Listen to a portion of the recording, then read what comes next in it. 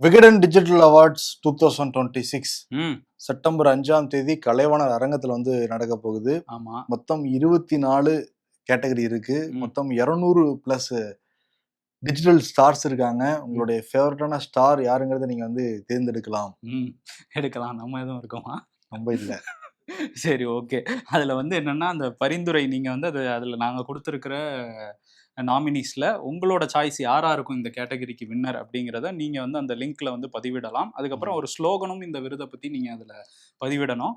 தேர்வுக்குழு விகடன் தேர்வுக்குழு தேர்ந்தெடுத்த அந்த வின்னரும் நீங்க கொடுத்திருக்கிற வின்னரும் மேட்ச் ஆனாங்கன்னா உங்களுக்கு ஒரு முன் வரிசையில ஒரு டிக்கெட் வந்து காத்திருக்கிறது. அதுக்கான லிங்க்கை வந்து நாங்க ஃபர்ஸ்ட் கமெண்ட்லயும் டிஸ்கிரிப்ஷன்லயும் கொடுக்குறோம். நிச்சயமா. அதே மாதிரி வரணும்னு பிரியப்படுறவங்களுக்கும் நம்ம டிக்கெட் கொடுக்குறோம். ஆமா. செப்டம்பர் 3ஆம் தேதி 4ஆம் தேதி விகடன் அலுவலகத்துல வந்து வாங்கிக்கலாம். முதல்ல வர்றவங்களுக்கு முன்னுரிமை. ஓகே. மறக்காம வந்து கலந்துக்கோங்க. ஷோக்கு போன நிறைய விஷயங்கள் இருக்கு பேசுறதுக்கு. Welcome to the imperfect show. நான் உங்கள் நண்பன் சிபி சக்கரவர்த்தி. நான் உங்கள் Varun. Welcome to the imperfect show. கடல்ல சுனாமி இந்த காட்சிகள்லாம் பார்த்துருக்கோம். பட் ஒரு ஆத்துலயே இந்த மாதிரி வருமாங்கிறத நம்ம நேற்று தான் வந்து பார்த்தோம். நேபாள சீனா அந்த திபெத் எல்லையில ஏற்பட்ட அந்த வெள்ளப்பெருக்கினால அங்க இருக்கிற கட்டடங்கள், பேருந்து, கார் எல்லாமே வந்து ஒரு நொடி பொழுதுல அடிச்சுட்டு போற காட்சியெல்லாம் பார்த்தோம். இன்னும் அந்த காட்சிகள் நம்ம கண்ணை விட்டு அகலவே இல்லை. அவ்வளவு வீடியோக்கள் வந்துகிட்டே இருக்கு. காரணம் வந்து அந்த மலை மேட்டிலிருந்து எடுத்ததுனால அந்த வீடியோ காட்சிகள் தெரியுது. இல்லாட்டி இன்னும் தெரிஞ்சிருக்காது. இந்த சம்பவம் நடந்து முடிஞ்சு 5-6 மணி நேரத்துக்கு மேலதான் நமக்கே தகவல் வந்திருக்கு. ஏன்னா அங்க இருக்கிற கம்யூனிகேஷன் எல்லாமே வந்து அழிஞ்சு போயிருச்சுங்க. என்ன நடந்திருக்கு அப்படின்னு வந்து சொல்றாங்கன்னா, இந்த திபெத் எல்லையில அந்த இமயமலை தொடர்கள் எல்லாமே இருக்கு. ஃபுல்லாமே வந்து பனி பிரதேசம் தாங்க. அங்க ஒரு பெரிய பனிப்பாறை சரிஞ்சு விழுந்திருக்குன்னு வந்து சொல்றாங்க. முதல்ல என்ன சொன்னாங்க அப்படின்னா, நிலநடுக்கம் ஏற்பட்டிருக்கு 4.4 ரிக்டர் அளவுலன்னு சொன்னாங்க. அதற்கு பிறகு கிடையாது. அந்த பனிப்பாறை சரிஞ்சதுனாலதான் அதிர்வு வந்து ஏற்பட்டிருக்கு. நிலநடுக்கம் இல்லைங்கிறதையும் உறுதிப்படுத்தியிருக்காங்க. அங்கதான் வந்து லிண்டே ஆறு வந்து இருக்கு. நீரோட்டம் எப்பயுமே இருந்துகிட்டே இருக்கும். இந்த பனி சரிவுனால அந்த நீரோட்டம்ங்கிறது தடைப்பட்டிருக்கு. நீரோட்டமும் தடைப்பட்டதுனால தண்ணி மேல மேல வந்துட்டே இருந்திருக்கு. இந்த பனிப்பாறை சரிவுனால அதோடைய தண்ணியுமே இருந்திருக்கு. ஒரு கட்டத்துல தண்ணி வந்து ஒட்டஞ்சு வந்து வெளியேறி இருக்கு. அதனாலதான் இவ்வளவு பெரிய டிசாஸ்டர் வந்து சொல்றாங்க. இது என்னன்னா யாருக்குமே தகவல் கூட தெரிவிக்க முடியல. ஒரு டேம் உடையுது அப்படின்னா முதல்ல சைரன் ஒலி எழுப்புவாங்க. எல்லாரும் பாதுகாப்பா இருக்க பகுதிக்கு போக சொல்லுவாங்க. பட் எந்த விதமான முன்னெச்சரிக்கை இதுல வந்து கொடுக்கவே முடியலன்னு வந்து சொல்றாங்க. அந்த காட்சியில பார்க்குறோம் அப்படிதான் இருக்கு. வெளில வந்துட்டு இருப்பதான் மக்கள் எல்லா பக்கம் வந்து ஓடி ஓடுன்னு வந்து ஓடி போயிட்டு இருக்காங்க. சொல்லப்போனா ஒரு பேருந்து ஒரு 10 பேருந்துகளுக்கு மேல நிக்குது. அதோடைய ஹைட்டே பாக்குறப்ப ஒரு 60-70 அடி ஹைட்டா தான் கட்டிருக்காங்க. அதுவே சின்ன பின்னமாகுது அந்த காட்சிகளை பாக்குறப்ப. இப்ப இந்த லிண்டே ஆறு, கோஷி ஆறு அந்த பகுதியில எல்லாமே வெள்ளப்பெருக்கு வந்து ஏற்பட்டிருக்கு. ஆமா. அந்த டிபெட்டை ஒட்டி உள்ள ரசுவா அப்படிங்கிற அந்த மாவட்டம் மிகப்பெரிய பாதிப்பை சந்திச்சிருக்கு. இப்ப இந்த கோஷி ஆறுல பாஞ்சிருக்கிற நதி வெள்ளம் அப்படிங்கிறது அப்படியே நம்ம எல்லையை ஒட்டி உள்ள நேபாள எல்லையை ஒட்டி உள்ள பீகார் மாநிலத்துல சில மாவட்டங்கள் ஒட்டி வருது. கோபால்கஞ்ச், முசாஃபர்பூர் இந்த மாவட்டங்களுக்குள்ள வந்துருமோ அப்படிங்கிற ஒரு அபாயமும் இருக்கு. ஏன்னா அந்த கண்டக நதியில இந்த நீர் வந்து அங்க உள்ள நதியில வந்து பாஞ்சுதுன்னா அங்கேயும் வெள்ளப்பெருக்கு ஏற்படும் அப்படிங்கிறதுனால பீகார் மாநில அரசு ஃபுல் அலர்ட்ல நாங்க இருக்கிறோம். அங்க உள்ள மக்கள்லாம் கண்காணிச்சுக்கிட்டு இருக்கிறோம். நீர்மட்டம் ஏறுச்சுன்னா வேற இடத்துக்கு அவங்கள மாத்துவோம் அப்படின்லாம் சொல்றாங்க. ஸோ அப்படியான ஒரு வெள்ளம், ஒரு நாடு விட்டு நாடு பாயக்கூடிய அளவுக்கு ஒரு மிகப்பெரிய ஒரு காட்டாற்று வெள்ளம் தான் அங்க வந்து இந்த ஃபிளாஷ் ஃப்ளட் தான் ஏற்பட்டிருக்கு. இப்ப அங்க பிரதமரா இருக்கிற பாலேந்திர ஷா அவர் வந்து முழுவீச்சுல தேடுதல் பணி நடந்துட்டு இருக்கு அப்படின்னு சொல்லியிருக்காரு. ஏன்னா 500க்கும் மேற்பட்டவர்கள் மாயமாயிருக்கதா தகவல் வருது. 200க்கும் மேற்பட்டவர்கள் உயிரிழந்திருக்கதாகவும் செய்திகள் வந்து வெளியாயிருச்சு. இதுல தமிழர்கள், இந்தியர்கள்னு நூற்றுக்கணக்கானவர்கள் அங்க மாட்டிக்கிட்டு இருக்கிறாங்க. நம்ம 19 பாலங்களும் வந்து சூடே இல்லாம அழிஞ்சு போயிருக்குன்னு வந்து சொல்றாங்க. இப்ப என்னன்னா தமிழ்நாட்டை சேர்ந்த, கும்பகோணத்தை சேர்ந்த, தஞ்சாவூரை சேர்ந்த, திருச்சியை சேர்ந்த பல நபர்கள் காணல அப்படிங்கிறத சொல்றாங்க. குறிப்பா சொல்லணும்னா ஈசா யோக மையத்துடைய தலைவர் சர்க்குரு அவர் என்ன சொல்றாருன்னா மொத்தம் 21 குழுக்களா வந்து போயிருந்தாங்களா அந்த மான்சோரோவர் அந்த இமயமலை பகுதியை பாக்குறதுக்காக. இப்ப அதுல வந்து ஒரு குழுனால எங்களால் தொடர்பு கொள்ள முடியல. அதுல 77 சுற்றுலா பயணிகளும் 3 வாலண்டியர்ஸ் இருந்தாங்கன்னு அவர் வந்து சொல்றாரு. அந்த வீடியோ வெளியிறப்ப அவரே கண்கலங்கிலாம் வந்து போயிருக்காரு. ஆமா. இந்த போன தமிழர்கள்ல ஒரு 21 பேர வந்து மீட்டுட்டோம் அப்படிங்கிற மாதிரி அறிவிப்பு இப்ப வெளியாயிருக்கு அரசு சார்புல. தமிழ்நாடு அரசும் சரி, சில கட்டுப்பாட்டு அறையெல்லாம் போட்டு அவங்க வந்து எண்ணெல்லாம் குடுத்துருக்காங்க. இந்திய அரசாங்கமும் பிரதமர் மோடி வந்து நேபாள பிரதமரோட பேசியிருக்காரு. நாங்க வந்து உதவிய துணை நிற்போம் அப்படிங்கிறத சொல்லியிருக்காரு. கிட்டத்தட்ட அந்த பாலங்கள்லாம் இரும்பு பாலம், இந்தியா, சீனாவோட முக்கியமான ஒரு வர்த்தக பாதை. அந்த நேபாள், சீனா பார்டர்ல இருக்கிற வர்த்தக பாதை அதெல்லாம் வந்து கம்ப்ளீட்டா அடிச்சுட்டு போயிருக்கு. ஸோ அந்த உள்கட்டமைப்புகளும் சரி, மனித உயிர்களும் சரி, நிறைய வந்து பறி போயிருக்கு. அந்த தேடுதல் பணியும் ரொம்ப சிரமமா இருக்கு அப்படின்னு சொல்றாங்க. ஏன்னா வெள்ளம் ஏற்பட்டதுனால அங்க தேடுதல் பணியும் ஸ்லோவா தான் நடக்குது. இப்ப இந்தியாவும் சரி, அமெரிக்கா, சீனா போன்ற நாடுகள் வந்து உதவிக்கரம் நீட்ட முன் வந்திருக்காங்க நேபாளத்துக்கு.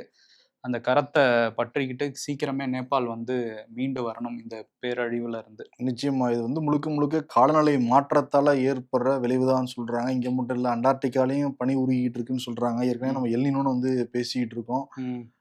இது இன்னும் என்னென்ன மாதிரி பெரிய டிசாஸ்டரை கொண்டு போய் விடப்போகுது நமக்கு வந்து தெரியல. இயற்கையை கணிக்கவே முடியாத நம்ம காலமா நிறைய விஷயங்களை பட்டிருக்கோம். ம். பட் இது ரொம்ப ஒரு சோகமான ஒரு விஷயம் தான். இன்னைக்கு சட்டமன்றம் கூடினவனே அந்த நேபாள வெள்ளப்பெருக்கு பத்தி தான் வந்து பேச தொடங்கினாங்க. ம். இதுக்கு வந்து எதிர்க்கட்சிகள் சேர்ந்த திமுக, அதிமுக உள்ளிட்ட கட்சிகள் கவன ஈர்ப்பு தீர்மானம் கொண்டு வரதா இருந்தாங்க. ஆனா அவைத்தலைவர் வந்து அமைச்சர் ராஜ்மோகன் வந்து பேச சொல்லிட்டாரு. உடனே எதிர்க்கு வரிசையில் இருந்த கே.என். நேரு, அதுக்கு பிறகு எடப்பாடி பழனிசாமி எல்லாருமே கொந்தளிச்சாங்க. கிட்டத்தட்ட 10 நிமிஷம் இந்த காரசாரம் விவாதம் போயிட்டே இருந்துச்சு. கவன ஈர்ப்பு தீர்மானம் கொண்டு வந்ததுக்கு பிறகுதான் அமைச்சர் வந்து பதில் சொல்லணும். ஏற்கனவே நீங்க வந்து பதில் சொல்லிட்டீங்கன்னா அப்புறம் எதுக்கு அப்படின்ற மாதிரி கேள்வி கேட்டாங்க. முதல்ல எடப்பாடி எந்திரிச்சு இதை வந்து கேட்டாரு. அப்புறம் அவரோட மைக் வந்து ஆஃப் செய்யப்பட்டுச்சு. அப்புறம் எதிர்க்கட்சி தலைவர் உதயநிதி ஸ்டாலின் எந்திரிச்சாரு. அவங்களே எல்லாம் பதில் சொல்லிட்டு போவானா அப்புறம் எதுக்கு நாங்க அசம்பிளிக்கு வரணும்லாம் கேள்விலாம் கேட்டாங்க. அதற்கு பிறகு சபாநாயகர் என்ன சொன்னார் அப்படின்னா, இதுக்கு முன்னாடி இந்த அவையில நடந்திருக்கு. குறிப்பா சொல்லணும்னா கரூர் சம்பவம். அப்ப வந்து முதலமைச்சர் பதில் சொன்னாரு. அதுக்கு பிறகுதான் வந்து எதிர்க்கட்சிகளும் பேச அனுமதிச்சாங்க. இப்ப நான் என்ன சொல்றேன்னா, ஒரு அரசாங்கம் அப்படின்னா, எதிர்க்கட்சி அப்படின்னா எல்லாருமே மக்கள் சார்ந்து தான் நம்ம யோசிக்கிறோம், மக்கள் சார்ந்து தான் சிந்திக்கிறோம். நீங்க கேட்டுட்டு தான் பதில் சொல்லணுங்கிறது ஒன்றும் அவசியம் கிடையாது. அரசாங்கத்துக்கே மக்கள் மேல வந்து அவங்களும் நடவடிக்கை எடுத்துருக்கலாம்ல. அவங்க சொன்னதுக்கு அப்புறம் ஏதாவது விடுபட்டு போயிருச்சு அப்படின்னா நீங்க வந்து கேள்வியா கேளுங்க அப்படின்னு வந்து சபாநாயகர் வச்சப்ப கூட எடப்பாடி பழனிசாமி, திமுக எல்லாரும் இந்த விஷயத்துல எல்லாம் ஒன்னா சேர்ந்து வந்து சபாநாயகரை டிவிக்கு ஆட்கள் வந்து எதிர்த்தாங்க. ஆனாலுமே ராஜ்மோகன் தான் வந்து பேசினாரு. நாங்க தொடர்ந்து நடவடிக்கை வந்து எடுத்துக்கிட்டு இருக்கோம். அவசர உதவி எண்லாம் வந்து அறிவிச்சிருக்கோம். தமிழ்நாடு மக்களுக்கு எப்பயும் உறுதுணையா இருப்போம் அப்படிங்கறத வந்து அங்க சொல்லியிருக்காரு. ஆமா, அவரு சொல்லியிருக்காரு. அதுக்கப்புறம் இன்னொரு விவாதமே வந்து அங்க கிளம்புச்சு. என்னன்னா புது ரூல்ஸ் போட்டிருக்கோம். புது ரூல்ஸ் அப்படின்னு சபாநாயகர் வந்து போட்டிருக்காரு. சட்டமன்ற வரலாற்றிலே இல்லாத அளவுக்கு முந்தா நேத்து 9.25 மணி நேரம் சட்டமன்றம் நடந்திருக்கு. நான் ஸ்டாப்பா பிரேக்கே இல்லாம வந்து நடந்திருக்கு. இது வரைக்கும் என்னோட அறிவு கெட்டின வரைக்கும் இந்த மாதிரி சம்பவம் நடந்ததே கிடையாது அப்படின்னு சபாநாயகரே வந்து சொன்னாரு. இப்ப என்னன்னா அமைச்சர் பெருமக்கள் எல்லாரும் பேசுறாங்க, முக்கியமான அறிவிப்புலாம் வெளியிடுறாங்க. அறிவிப்புகள் எல்லாமே வந்து நாளிதழ்கள்லாம் எடுத்து பார்த்தா வரவே இல்லை. பதிலுரைக்கே எல்லாமே வந்து போயிடுது. அதனால நைட்டு 2 மணிக்கு எனக்கு யோசனை தோணுச்சு அப்படின்னாரு அவரு. அவருக்குமா? சரத்குமார் எதுவும் கேட்டிருப்பாரா? என்ன யோசனை தோண்டிருக்கு அப்படின்னா, முதல்ல அமைச்சர்கள் அறிவிப்பை வெளியிடுவாங்க. அறிவிப்பை வெளியிட்டதுக்கு பிறகு பதிலளிப்பாங்க அப்படின்னு வந்து சொன்னாங்க. அதுக்கு வந்து எடப்பாடி பழனிசாமி ஒத்துக்கவே கிடையாது. இல்ல காலங்காலமா எந்த நடைமுறை இருக்குமோ அதே நடைமுறை தான் நீங்க வந்து பின்பற்றணும் அப்படின்னு வந்து சொன்னாரு. நேருவும் அதான் வந்து சொன்னாரு. அதற்கு பிறகு தங்கம் தென்னரசு வந்து என்ன சொன்னார் அப்படின்னா, இப்போ ஒரு படம் பார்க்கறதுக்கு நம்ம தியேட்டருக்கு போனோம்னு வச்சுக்கோங்களேன், முதல்ல வந்து கிளைமேக்ஸ போட்டதுக்கு அப்புறம் படம் பாருங்கன்னு சொல்ற மாதிரி இருக்கு நீங்க சொல்றது. முதல்ல பதிலுரை சொல்லிடணும், அப்புறம் அறிவிப்புகளை வெளியிட்டாதான் நல்லா இருக்கும்னு சொன்னாரு. அதுக்கு அவைத்தலைவர் என்ன சொன்னாருன்னா, கிளைமேக்ஸ் அப்ப கூட யாரும் இருக்க மாட்டேங்குது என்னுடைய கவலை. ஆமா, எல்லாரும் ஈவினிங் ஆனா கிளம்பிடுறீங்க, காலியா இருக்கு அப்படின்றாரு. அதான் எதிர்க்கட்சி தலைவர் உதயநிதி ஸ்டாலின் எந்திரிச்சு, நீங்க நல்ல படம் ஓட்டுனீங்கன்னா எல்லாரும் இருந்து பாப்பாங்க, நீங்க ஓடாத படத்துல வந்து ஓட்டிக்கிட்டு இருக்கீங்கன்னு சொல்லிட்டு அவரு பேச, நாங்க வேணா ரிலீஸ் பண்ணவா அப்படின்னு கேட்டாரா உதயநிதி. வன்னியரசு வந்து இப்ப டபுள் கிளைமேக்ஸ் இருக்கு தெரியுமா அவரும் வந்து சொல்ல, கடைசியில் அவைத்தலைவர் உத்தரவு வந்து போட்டிருக்காரு. முதல்ல அமைச்சர்கள் இந்த மானிய கோரிக்கை இதெல்லாம் நடக்கிறப்ப முதல்ல அறிவிப்புகளை வெளியிடுவாங்க. அதற்கு பிறகுதான் பதிலுரை சொல்லுவாங்க. ஏன்னா பதிலுரை கூட நம்ம கம்மி பண்ணிக்க முடியும், அறிவிப்புகளை கம்மி பண்ண முடியாது இல்ல. தலைப்பு மட்டும் படிக்க சொல்றாங்க, மக்களுக்கான அறிவிப்புங்கிறது எல்லா டீட்டெயிலா தானே போகணுங்கிறாரு அவைத்தலைவர். அதனால இப்ப புது ரூல்ஸ் வந்து மாத்திருக்காரு. நைட்டு 2 மணிக்கு உதிச்ச யோசனையை வச்சு ஜேசிடி பிரபாகர் வந்து மாத்திருக்காரு. சரி, இன்னொரு விஷயம் என்னன்னா, முதல்வரும் அவையில இல்ல, அதிகாரிகளும் இல்ல, இது எதுக்கு இந்த அவைங்கிற மாதிரி திமுக வந்து கொந்தளிச்சிட்டு இருந்தாங்க. ஏற்கனவே நேரு சொல்லியிருந்தாரு, இந்த மாதிரி துறை செயலாளர்லாம் இருக்கணும் அப்படின்ட்டு. இன்னைக்கு அதே தான் உதயநிதி ஸ்டாலின் எந்திரிச்சு கேட்டாப்புல. முதல்வரும் கிடையாது, தலைமைச் செயலரும் வந்து கிடையாது, துறை சார்ந்த அதிகாரிகள் யாருமே இங்க இல்ல அப்படின்னு கேட்டோடனே ஆதவர்ஜுனா வந்துருச்சுட்டாப்புல. முன்னாடியெல்லாம் நீங்க லைவ் போடவே இல்லை, இப்ப நாங்க வந்து நான் ஸ்டாப்பா லைவ் போட்டுட்டு இருக்கோம், பக்கத்திலேயே வார் ரூம் ஒன்று வேற அமைச்சிருக்கோம், அந்த வார் ரூம்ல முக்கியமான அதிகாரிகள் துறை செயலாளர்கள் எல்லாரும் நோட்ஸ் எடுத்து தான் இருக்காங்க. க்ளோஸ் அப் ஷாட் வைப்பாங்க கேமரால, அது பார்த்தாதான் நோட்ஸ் எடுக்க ஈஸின்னாரா.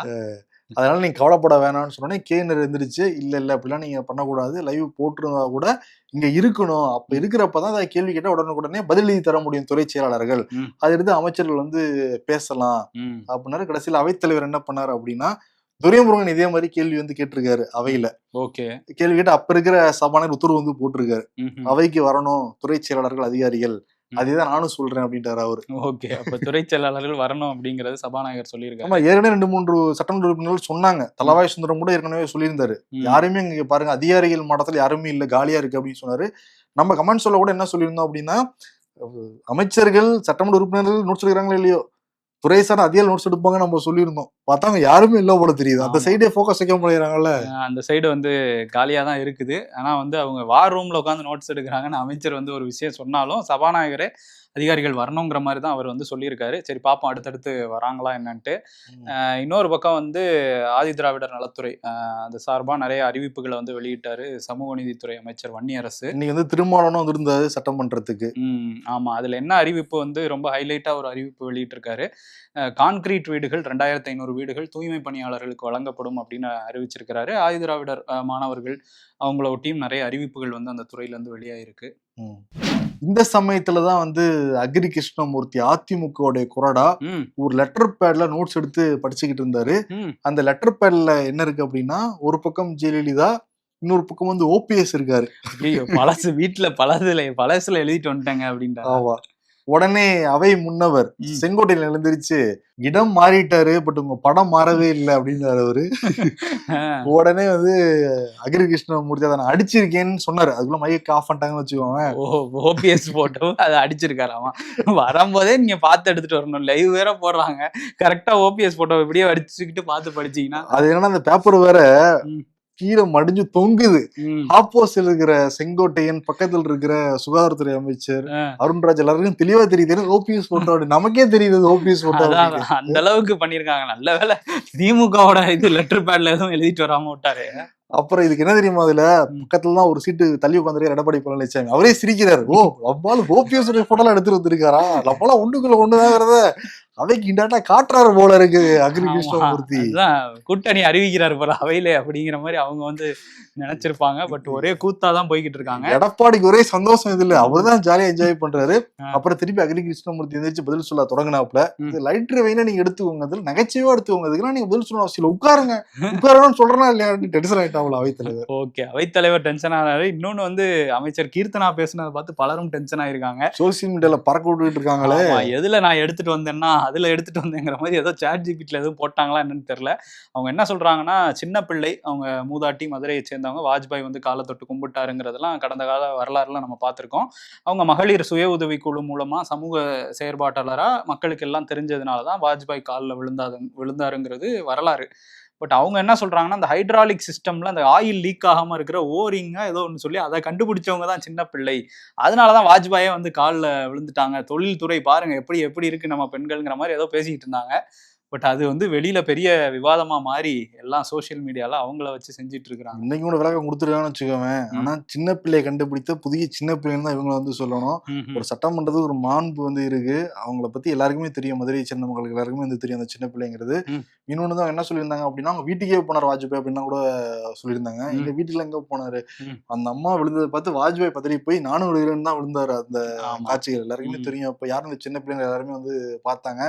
ஆனா ஒரு சட்டமன்ற ஒரு முக்கியமான துறை அமைச்சர், தொழில்துறை அமைச்சர் வேற, அதுல எங்க போய் இந்த டேட்டாவெல்லாம் எடுத்துட்டு வந்து பேசுறாங்கன்னு நமக்கு புரியல. இப்போ இன்னொன்னு சொல்ல போனா அந்த பிசினஸ் மேன்ஸ் எல்லாமே வந்து பயங்கர ஷார்ப்பு, எல்லாம் பணம் போட்டு எடுக்கிறது இல்ல, பார்த்தாலே கண்டுபிடிச்சிருவாங்க, 5 நிமிஷம் பேசவிட்டு இன்னும் கண்டுபிடிப்பாங்க. இப்ப இவங்க வேற அமைச்சரு, வெளிநாட்டுல இருந்து வரவங்க ஃபுல்லா பேசவிட்டு பார்த்தாங்கன்னா நடக்கும். ஓரிங் ஏதோ நீங்க வச்சிருக்கீங்களான்னு கேட்ட போறாங்க. அவங்க ஏதாவது தொழில் நிறுவனங்கள்லாம் என்ன பண்ணுவாங்கன்னு தெரியல. பட் அது பெரிய விவாதமாவும் மாறி இருக்கு. அதே மாதிரி தமிழ்நாடு சட்டமன்றத்துல சில தினங்களுக்கு முன்னாடி உயர்கல்வித்துறை அமைச்சர் விஸ்வநாதன் அவருடைய மாணிக்க கோரிக்கை வரப்ப ம், நிறைய பேசிட்டு இருப்பாரு அவரு. வேல்பாரியில் ஆரம்பிச்சு ம், அப்படி வருவாரு. ம், வர்றப்ப கொடுக்க மாட்டேன் என்றார்கள் ம். அப்படிலாம் வந்து திமுக அம்பலத்து வந்து சொன்னாரு. முடியாது என்றார்கள், முடியாது என்றார்கள்னு ஒரு 4-5 வாட்டி அது கொடுக்க சொன்னார். மாட்டேன் என்றார்களோட கேள்வி எழுதிருச்சு. என்னங்க என்னங்க அவர் கவிஞரா இருக்கலாங்க, அதுக்குன்னு எல்லாமே 2 வாட்டியா சொல்றது, நேரம் என்னங்க ஆவறது அப்படின்னு சொன்ன வீடியோ பயங்கர வைரல் ஆயிருக்கு. ஆமா. எல்லாம் இதுக்கு எடுத்து பொறிச்சு பார்த்து போட்டுட்டு இருக்காங்க. இதை பத்தி விஸ்வநாதன் வந்து கேட்டப்ப, கவிஞர்கள் வாலி, கண்ணதாசன் ம். இது எல்லாமே அவங்க கவிதைகள் சொல்றப்ப 2 தான் சொல்லுவாங்க. இவர் என்ன கவிதையா சொல்றாரு சட்டமன்றத்துல? மானிய கோரிக்கை தானே.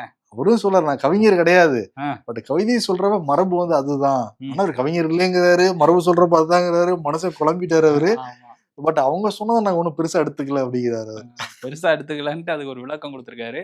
சரி, இன்னொருத்தர் வந்து நிதியமைச்சர். அவர் வந்து சட்டசபையிலலாம் நிறைய பேசினாரு. அதுக்கப்புறம் இப்போ வந்து என்ன பண்ணியிருக்காருன்னா, ஒரு பாத யாத்திரை போலான்ட்டு புதுச்சேரியிலேருந்து கிளம்பி வேளாங்கண்ணிக்கு பாத யாத்திரை ஒரு 200 கிலோமீட்டர் நடந்தே போறதுக்கான இதுல போயிட்டு இருக்காரு. சட்டமன்றம் நடந்துகிட்டு இருக்கு, பாத யாத்திரை போயிட்டு இருக்காரு. ஆமா, நிதி பட்ஜெட் வேற முடிஞ்சிருக்கு. முடிஞ்சதுக்கு அப்புறம் பாத யாத்திரை போய்கிட்டு இருக்காரு.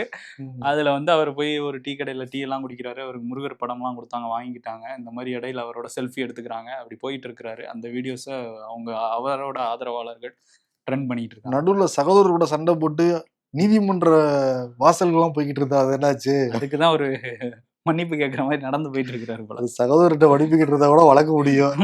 ஆனா அவர் ஒத்துக்க மாட்டேங்கிறதுனால திரும்ப நீதிமன்றத்துக்கே போய்கிட்டு இருக்கு அந்த வழக்கு. பார்ப்போம். தமிழ்நாடு பொறுப்பு ஆளுநர் அர்லேக்கர் ம், திமுக ஆட்சி காலத்துல சட்டமன்றத்துல போடப்பட்ட ஒரு மசோதாவுக்கு ஒப்புதல் வந்து கொடுத்திருக்காரு.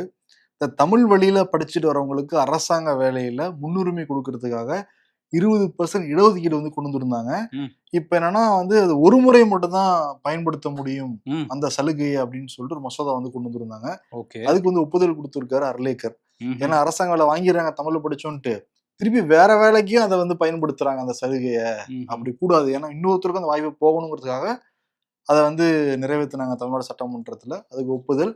இதுக்கு வந்து முன்னாள் முதலமைச்சர் மு.க. ஸ்டாலின் நன்றிலாம் வந்து சொல்லியிருக்காரு அவரு. ஓகே. ஆமா, அவங்க ஆட்சி காலத்துல நாங்க கொண்டு வந்தோங்கிறதுனால அதுக்கு நன்றி சொல்லியிருக்காரு. ம். இன்னொரு பக்கம் வந்து இந்த திரிணாமுல் காங்கிரஸ் எம்பிக்கள் 20 பேர் வந்து அப்படியே கூண்டோட கட்சியில இருந்து விலகி என்சிபிஐன்னு ஒரு கட்சியில போய் சேர்ந்தாங்க. அந்த கட்சி வந்து முன்னாடியே சொல்லியிருக்கோம், ஹவுரா பிரிட்ஜுக்கு அடியில் ஒரு சின்ன ஒரு கோடவுன் மாதிரி ஒரு இடத்துல அதை வந்து கட்சி அலுவலகம்னு சொல்லியிருக்கிறாங்க. ஸோ ஒரு லெட்டர் பேடு கட்சியில் போய் சேர்ந்து அந்த கட்சி வந்து என்டிஏக்கு ஆதரவுன்னு 20 எம்பிக்கள் இப்போ என்டிஏவை ஆதரிக்கிறாங்க. இதுக்கு எதிராக வந்து சபாநாயகர்கிட்ட எல்லாம் மனு கொடுத்துருந்தாங்க, எங்கள் கட்சியில் நின்று ஜெயிச்சுட்டு அங்கே போயிட்டாங்க அப்படிங்கிற மாதிரி.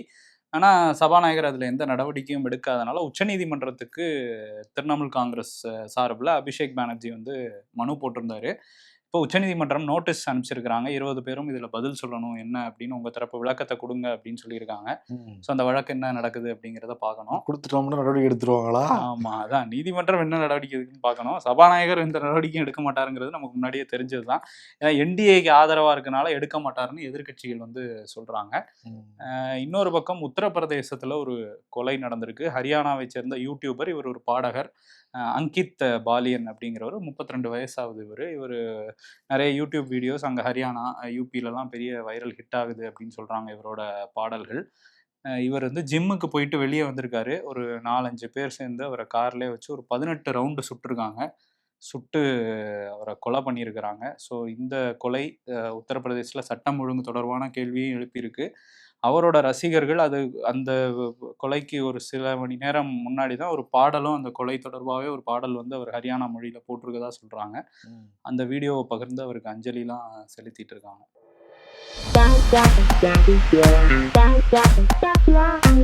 Toxic movie getting negative reviews. ஆஹா, கண்டென்ட் கம்மியாக இருக்கிற நேரத்தில் கரெக்டாக வந்து சிக்கியிருக்காரு. நம்ம ஊர் ராக்கி பாய் இனி ஒரு வாரத்துக்கு ஊற போட்டு அடிக்கலாமே அப்படின்னு யஷ்ஷை தூக்கிட்டு வந்து அடிக்கிறாங்களாம் மீம் கிரியேட்டர்ஸ். சும்மா மண்டை கொள்ளாறு கொடுக்காதீங்க, டேபிள் மேலே இருக்கிற ஃபைலை ஓப்பன் பண்ணிடுவேன் பார்த்துக்குங்கன்னு அண்ணா வந்து சொல்கிறாராம்.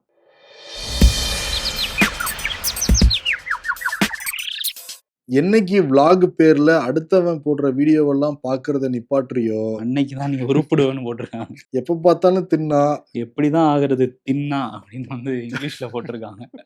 அரசியல்ல இதெல்லாம் சாதாரணமாப்பா. படத்துல இன்னொன்னு கதை சொல்லிக்கலாம், யார் கேட்க போறா? பட் தமிழ்நாடு சட்டமன்றத்துல இருந்து கதை சொல்லலாமா? ம். அதுக்கு ஊருக்கே தெரிஞ்ச ஒரு கதையை வந்து மாத்தி அவங்களுக்கு முன்னதான் தெரிஞ்ச ஒரு கதையை சொல்லலாமா? சொல்லியிருக்காங்க. உண்மைக்கு புறம்பான தகவல்களை சட்டமன்றத்துல சொல்லியிருக்காங்க. பூ சுத்தலாம், இப்படியா சுத்துறது எல்லார இதுலயுமே? ஆமா. ம். அதெல்லாம் எப்படி தெரியுமா இருக்கு? என்னமா இப்படி பண்றீங்களேம்மா நீங்க? அப்படிங்கிற மாதிரி இருக்கு தொழில்துறை அமைச்சர் கீர்த்தனா சொன்ன கதை. ஸோ அதனால இதெல்லாம் பாக்குறப்ப தொழில்துறை நினைச்சுதான் எனக்கு பக்கு பக்குங்குது. இதுக்கே இப்படியா? இன்னும் இனிமே தான் பயங்கரமா இருக்குன்றாங்க. பார்ப்போம் வெயிட் பண்ணி. நன்றி. நன்றி. Chair best, chair best. BB National Plastic Chair.